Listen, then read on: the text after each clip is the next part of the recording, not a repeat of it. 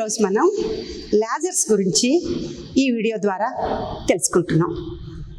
Laser అంటే ఏంటి, దాని ప్రాపర్టీస్ ఏంటి, దాన్ని ఎలా ప్రొడ్యూస్ చేస్తారు, దాని అప్లికేషన్స్ ఏమిటి, అవన్నీ మనం చర్చించుకుందాం. లేజర్ని 1917లో సైంటిస్ట్ ఐన్స్టీన్ ఫార్ములా తయారు చేశారు. ఆ ఫార్ములాయే స్టిమ్యులేటెడ్ ఎమిషన్. ఆ తర్వాత కాలంలో 1960వ సంవత్సరంలో మైమెన్ అనే సైంటిస్టు దాని ప్రాక్టికల్ అప్లికేషన్ రూబీ లేజర్ అనేది తయారు చేసి దాని ప్రొసీజర్ని ప్రజలకు ఇచ్చారు. ఇప్పుడు మనం లేజర్ ఎలా పనిచేస్తుంది, దాని ప్రిన్సిపల్ ఏంటి. లేజర్కి ఒక ప్రిన్సిపల్ ఉండదు, రెండు ప్రిన్సిపల్స్ ఉంటాయి. లేజర్ అంటే light amplification by stimulated emission of radiation. Light amplification by stimulated emission of radiation. దీన్ని ప్రిన్సిపల్ ఏమిటి అంటే, మనం దాని అక్రోనియంలో చెప్పినట్టుగా స్టిమ్యులేటెడ్ ఎమిషన్ అనేది ఒక ప్రిన్సిపల్ అయితే, రెండో ప్రిన్సిపల్ పాపులేషన్ ఇన్వర్షన్. రెండో ప్రిన్సిపల్ పాపులేషన్ ఇన్వర్షన్. ఈ రెండిటి గురించి తెలుసుకుంటే లేజర్ లైట్ ఎలా ఎమిట్ అవుతుందో మనకి పూర్తిగా తెలిసిపోతుంది. మనకి ఏదైనా ఒక కొత్త విషయం తెలియాలంటే మనం దాని ప్రీవియస్ హిస్టరీ కూడా చెప్పుకోవాలి. జనరల్గా మనం చూసుకుంటే యాటంలో ఏముంది, యాటంలో సెంటర్లో ఒక న్యూక్లియస్ ఉంది. ఆ న్యూక్లియస్ చుట్టూరా ఎలక్ట్రాన్స్ తిరుగుతూ ఉన్నాయి. ఆ తిరుగుతూ ఉన్న ఎలక్ట్రాన్స్ అన్నీ ఒకే ఆర్బిట్లో తిరగటం లేదు, వేరు ఆర్బిట్లో తిరుగుతున్నాయి. న్యూక్లియస్కి చాలా దగ్గరగా ఉండే ఆర్బిట్లో తిరిగే ఎలక్ట్రాన్కి అతి తక్కువ ఎనర్జీ ఉంటుంది. అది న్యూక్లియస్తో చాలా గట్టిగా బైండింగ్ ఫోర్సెస్తో కలపబడి ఉంటుంది. అందువల్ల ఆ ఎలక్ట్రాన్ని బయటికి తీసుకురావాలి అంటే చాలా కష్టం. తర్వాత ఆర్బిట్లో తిరిగేది న్యూక్లియస్ నుంచి ఇంకొంచెం దూరంలో ఉంది కాబట్టి దాన్ని తీసుకురావటం సులువు. అలాగే ఆ తర్వాత ఆర్బిట్లోది తీసుకురావటం మరింత సులువు. ఈ నేపథ్యంలో మనం అవుటర్ మోస్ట్ ఆర్బిట్లో కానీ ఎస్ ఆర్బిట్లో 2 ఎలక్ట్రాన్స్ ఉంటే ఆ 2 ఎలక్ట్రాన్స్ని విడదీసి ఒక ఎలక్ట్రాన్ తీసుకురావడం కష్టం. ఎస్ ఆర్బిట్లో ఒకటే ఎలక్ట్రాన్ ఉంటే ఆ ఒక ఎలక్ట్రాన్కి పక్కనున్న ఎలక్ట్రాన్తో ఏ బైండింగ్ ఉండదు కదా, అందువల్ల దాన్ని తీసుకురావడం సులువు. అందుకని మనం హైడ్రోజన్ ఆటం తీసుకున్నాం అనుకోండి, దానికి ఒక్కటే ఎలక్ట్రాన్ ఉంది. ఆ ఒక్కటే ఎలక్ట్రాన్ యొక్క ఎనర్జీ స్టేట్స్ గురించి మనం మాట్లాడుకోదలిస్తే మనకి సాధారణ లైట్ ఎలా ఎమిట్ అవుతుందో తెలిస్తే అప్పుడు లేజర్ లైట్ ఎలా ఎమిట్ అవుతుందో మనం తెలుసుకోగలం. ఆగల సాధారణ లైట్లు అంటే mercury light, sodium vapour lamp, అవి మనకి బాగా తెలిసింది. ఒక ట్యూబ్ తీసుకుని ఆ ట్యూబ్ని ఇవాక్యుయేట్ చేసి దాంట్లో సోడియంని ఫిల్ చేశారు అనుకుందాం. అప్పుడు అది ఎల్లో కలర్ లైట్ని బయటికి ఎమిట్ చేయగలుగుతుంది. అదే మనం మెర్క్యూరీ దాంతో ఫిల్ చేసామనుకోండి, అది తెల్లటి లైట్ని ఎమిట్ చేస్తుంది. మరి ఎలా జరుగుతుంది, లోపల ప్రక్రియ ఏంటో మనం సమగ్రంగా తెలుసుకోవాలి. మెర్క్యూరీ లైట్లో ఏమవుతుంది అంటే, మెర్క్యూరీ యాటమ్స్ చాలా ఉన్నాయి. మనం ఒక యాటమ్ గురించి తెలుసుకుని అదే థియరీని మిగిలిన అన్ని యాటమ్స్ కలిసి ఎలా చేస్తున్నాయో చెప్పుకుందాం. ఒక యాటంలో న్యూక్లియస్ చుట్టూరా అవుటర్ మోస్ట్ ఆర్బిట్లో ఉన్న ఎలక్ట్రాన్స్ అవి free electrons, loosely bound electrons. మనం ఎప్పుడైతే ఎలక్ట్రికల్ ఎనర్జీని ఆ ఎలక్ట్రాన్స్కి ఇచ్చామో ఏమవుతుందంటే, అవుటర్ మోస్ట్ ఆర్బిట్లో ఉన్న ఎలక్ట్రాన్స్ ఆ ఎనర్జీని తీసుకుని అవి పై స్టేట్స్లోకి వెళ్తాయి. పై స్టేట్ అనేది స్టేబుల్ స్టేట్ కాదు, అది ఒక అన్స్టేబుల్ స్టేట్. అంటే దాన్నే మనం ఎగ్జైటెడ్ స్టేట్ అని అంటున్నాం. ఈ ఎగ్జైటెడ్ స్టేట్లో ఎలక్ట్రాను ఎక్కువసేపు ఉండలేదు. 10⁻⁻6 సెకండ్స్ అయ్యేసరికి అది వెనక్కి తన స్టేషనరీ ఆర్బిట్లోకి వచ్చేస్తుంది.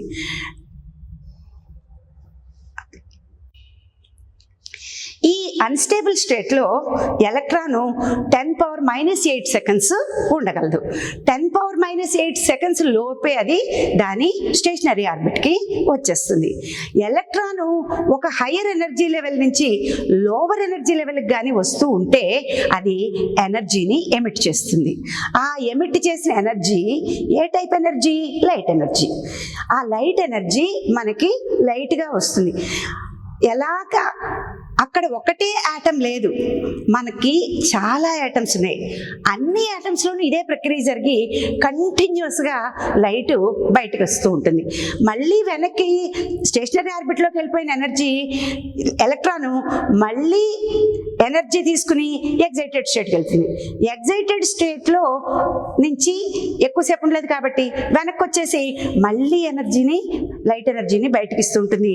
అదే ఆ విధంగా మనకి ఈ ట్యూబ్లైట్స్లోంచి వెలుగు బయటకు వస్తూ ఉంటుంది. మరి అయితే లేజర్ ఎలా వస్తుంది?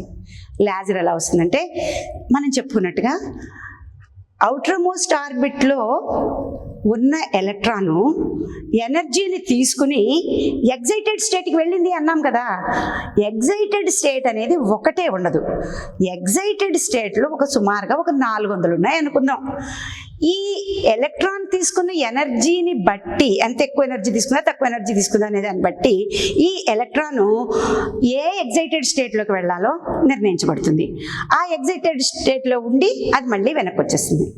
నేను చెప్పిన 400 ఎనర్జీ స్టేట్స్లో 1 2 స్టేట్స్కి కొన్ని ప్రత్యేకమైన విలువలు ఉన్నాయి. ఎలక్ట్రాను మామూలు ఎగ్జైటెడ్ స్టేట్స్లో అయితే 10⁻⁸ సెకండ్స్ ఉంటే ఈ స్టేట్స్ని మెటాస్టేబుల్ స్టేట్స్ అంటాము. వీటిలలో ఎలక్ట్రాను 10⁻³ సెకండ్స్ ఉంటుంది. అంటే చాలా ఎక్కువ టైము స్పెండ్ చేస్తుంది అనమాట. అంటే ఎలక్ట్రాన్ వెంటనే వచ్చేయకుండా అక్కడ చాలా ఎక్కువసేపు ఉంటుంది మెటాస్టేబుల్ స్టేట్లో. ఈ ప్రక్రియ ఇలా జరుగుతూ ఉంటుంది.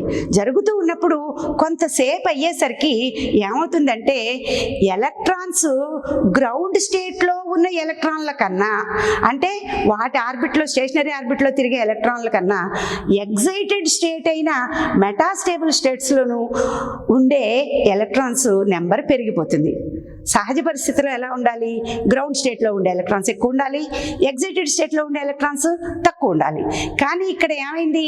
ఎగ్జైటెడ్ స్టేట్లో ఉన్న ఎలక్ట్రాన్స్ ఎక్కువైపోయాయి, గ్రౌండ్ స్టేట్లో ఉన్న ఎలక్ట్రాన్స్ తక్కువైపోయాయి. దాన్నే పాపులేషన్ ఇన్వర్షన్ అన్నాం. అంటే ఎలక్ట్రాన్స్ ఎగ్జైటెడ్ స్టేట్స్లో ఎక్కువ ఉన్నాయి, అవి కూడా మెటాస్టేబుల్ స్టేట్స్లో ఉన్నాయి. అందువల్ల ఏమవుతుందంటే మొట్టమొదట ఒక ఎలక్ట్రాను పై నుంచి ఎగ్జైటెడ్ స్టేట్ నుంచి కిందకు వచ్చింది అనుకోండి, అప్పుడు కిందకి అంటే స్టేషనరీ ఆర్బిట్కి వచ్చింది అనుకోండి, అది పైనుంచి కిందకు వచ్చింది కాబట్టి ఏమవుతుంది? ఒక ఫోటాన్ ఎనర్జీ బయటికి రిలీజ్ అవుతుంది. ఆ ఒక ఫోటాన్ ఎనర్జీ, ఫోటాన్ అనేది ఒక పార్టికల్, దానికి డ్యూయల్ నేచర్ ఉంది. అది పార్టికల్ గాను ఉండగలదు, వేవ్ గాను ఉండగలదు. ఈ ఫోటాను ఏం చేస్తుందంటే అలాగా మెటాస్టేబుల్ స్టేట్లో ఉన్న ఇంకొక ఎలక్ట్రాన్తో కొలైడ్ అవుతుంది. అది ఒక ఇలాస్టిక్ కొలిజన్ కదా. అందువల్ల ఏమవుతుంది?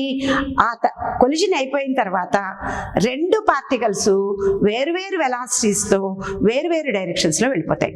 ఫోటాన్ ఏమో బయటకు వచ్చేస్తుంది, ఈ ఎలక్ట్రాన్ ఏమో దాని స్టేషనరీ ఎనర్జీ లెవెల్కి వచ్చేస్తుంది. ఎప్పుడైతే అది స్టేషనరీ లెవెల్కి ఎగ్జైటెడ్ స్టేట్ నుంచి వచ్చిందో అది ఒక ఫోటాన్ ఎనర్జీని రిలీజ్ చేస్తుంది. సో ఇందాక వచ్చిన ఫోటాన్ ఎటువంటిదో అదే ట్రాన్సిషన్ మళ్ళీ జరిగింది కాబట్టి ఈ ఫోటాన్ కూడా అటువంటిదే. ఈ ఫోటాన్ వేవ్స్ 2 ఏమవుతాయి అంటే ఇంటర్ఫీర్ అవుతాయి. ఎందుకంటే ఈ 2 ఫోటాన్స్కి యాంప్లిట్యూడు, ఫ్రీక్వెన్సీ, టైం పీరియడ్, ఫేజు అన్నీ సమానంగా ఉంటాయి. ఇవి 4 సమానం అయ్యేసరికి అది కన్స్ట్రక్టివ్ ఇంటర్ఫీరెన్స్కి లోనవుతుంది.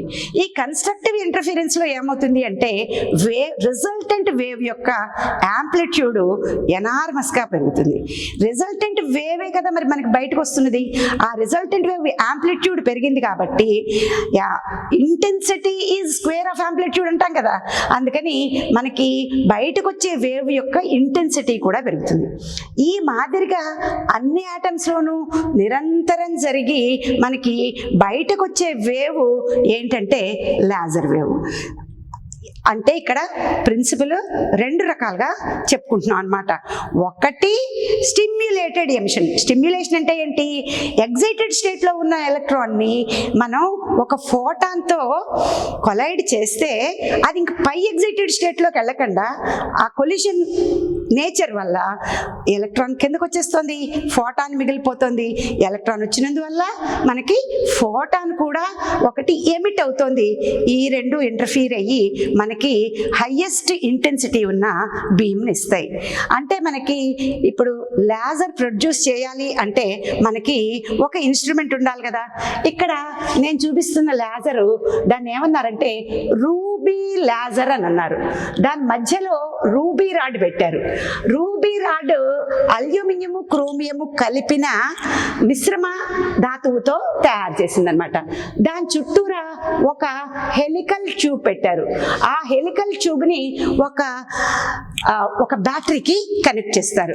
కనెక్ట్ చేస్తే ఏమవుతుందంటే బ్యాటరీ స్విచ్ ఆన్ చేయగానే ఈ హెలికల్ ట్యూబ్లో లైట్ వెలిగి ఆ లైట్ అంతా ఆ మధ్యలో ఉన్న రూబీ రాడ్ మీద పడుతుంది. ఆ రూబీ రాడ్ మీద పడిన లైట్ ఏం చేస్తుందంటే అందులో ఉన్న క్రోమియం యాటమ్స్ని ఎగ్జైట్ చేస్తుంది. ఎగ్జైట్ చేస్తే అందులో కొన్ని మెటాస్టేబుల్ స్టేట్లోకి వెళ్ళిన ఎలక్ట్రాన్స్ ఉంటాయి.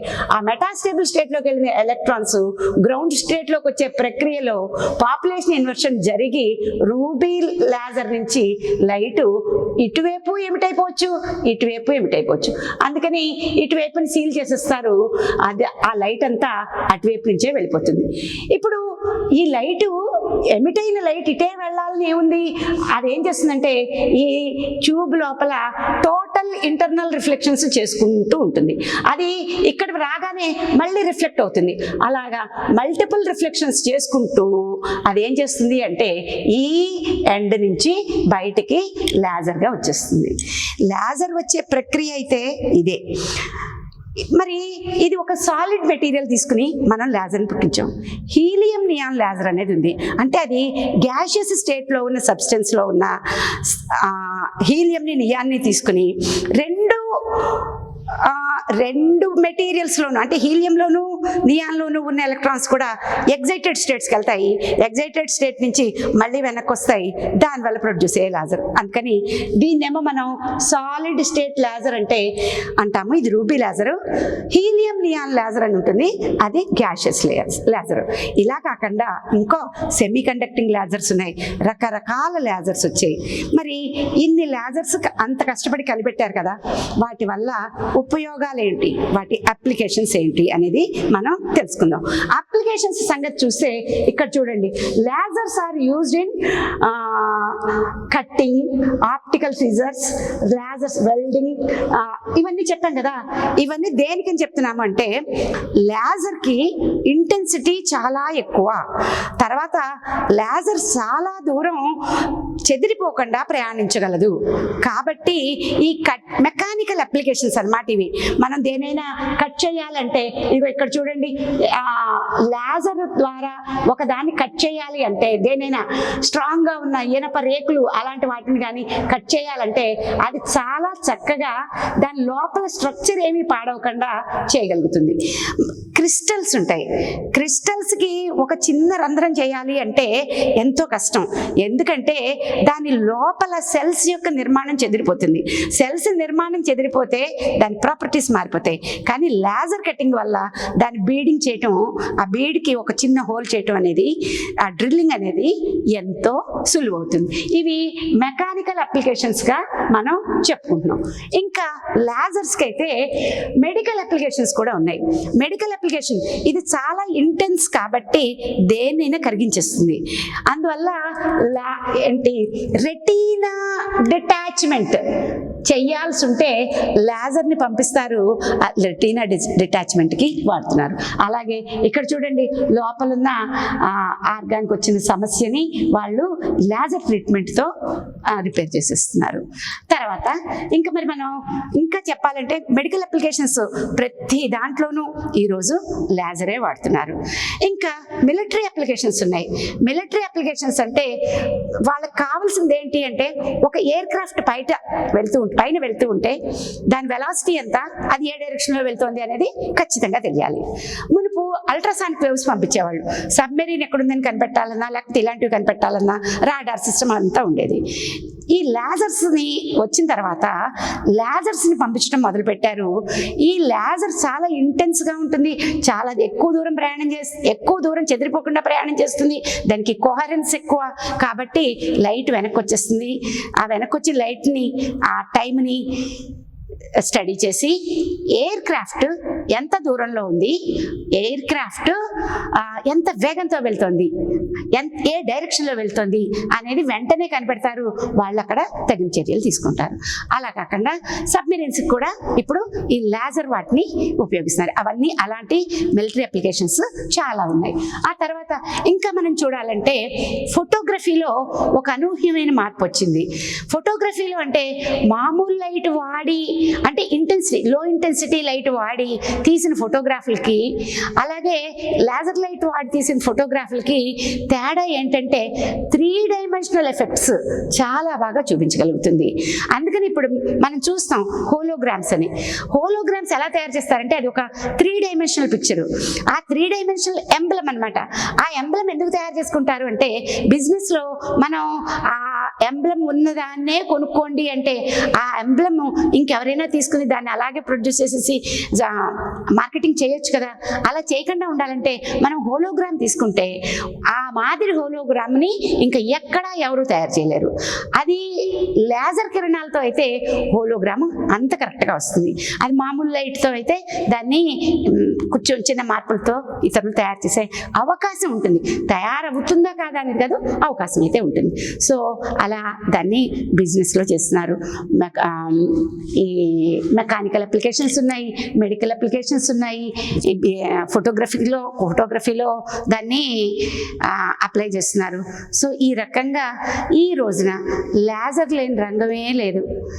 లేజర్ లేని రంగమే లేదంటే అది ఒక అతిశయోక్తి కాదు. కానీ లేజర్ ఒక్కటే అన్నీ చేస్తుందని కాదు, అన్నిటి యొక్క పనితో పాటు ఈ లేజర్ వర్క్ వల్ల ఏం జరుగుతోంది అంటే పని సులభం అవుతోంది, పనిలో క్లారిటీ పెరుగుతోంది. ఇలాంటి అప్లికేషన్స్ ఉన్నవి ఇప్పుడు నేను చెప్పినవే కాదు, ఇంకా చాలా అప్లికేషన్స్ ఉంటాయి. వాటన్నిటిని మనం టెక్స్ట్ బుక్స్లో చదువుకోవాలి. చిన్న చిన్న వాటిలలో మనకి పూర్తి సమగ్ర సమాచారం దొరకదు. కాబట్టి టెక్స్ట్ బుక్స్, రీసెర్చ్ పేపర్స్ చదువుకుంటే మనకి ఇంకా బాగా అర్థమవుతుంది. ఆ రూబీ లేజరు వాటి గురించి చాలా ఎక్కువ రాస్తారు దాంట్లో. Thank you.